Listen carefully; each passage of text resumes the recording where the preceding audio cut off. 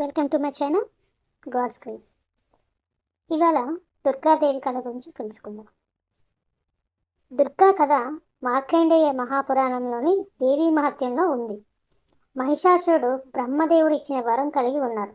అతను కన్యస్త్రీల ద్వారా మాత్రమే చంపబడతాడు. దాని కారణంగా అతను అహంకారం పెంచుకున్నాడు.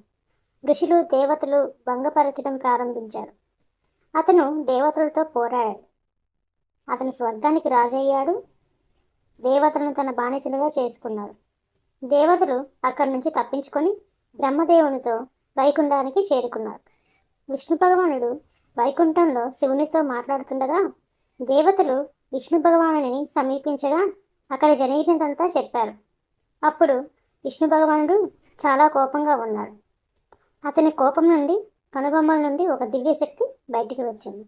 అప్పుడు బ్రహ్మదేవుడు శివుడు ఇతర దేవతల శక్తులు బయటకు వచ్చి విష్ణు భగవానుని దివ్యశక్తిలో కలిసిపోయాయి. దివ్యశక్తి దేవి రూపాన్ని సంతరించుకుంది. వాస్తవానికి మహావిష్ణువు తప్ప దేవతల శక్తి కోసం మహాదేవిపై ఆధారపడతారు.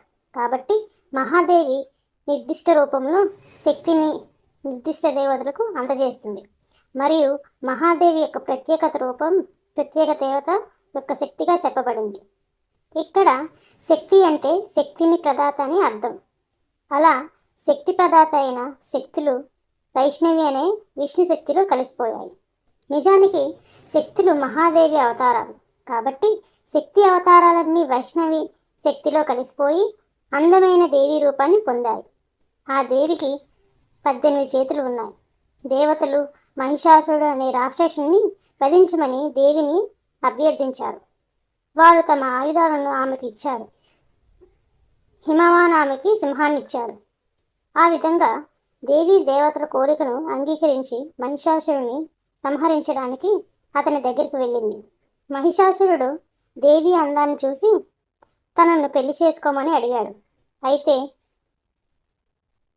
దేవి నువ్వు నన్ను పెళ్లి చేసుకోవాలంటే యుద్ధంలో నాపై గెలవాలని చెప్పింది.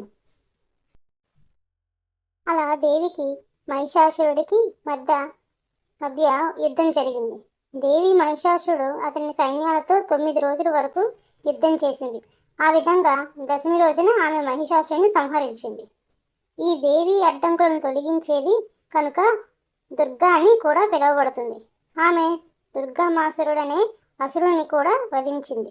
కాబట్టి దుర్గామాసురుని సంహరించిన వ్యక్తిని కూడా సూచిస్తుంది. అదే దేవి మహిషాసురుని సంహరించింది కాబట్టి ఆమెకు మహిషాసురమర్దిని అనే పేరు వచ్చింది. మరియు ఈ దేవి అసలు పేరు లలితా త్రిపురే సుందరీ దేవి. ఈ దేవి యొక్క ఇతరుల పేర్లు దుర్గా మహిషాసుర మర్దినిగా పిలువబడతారు.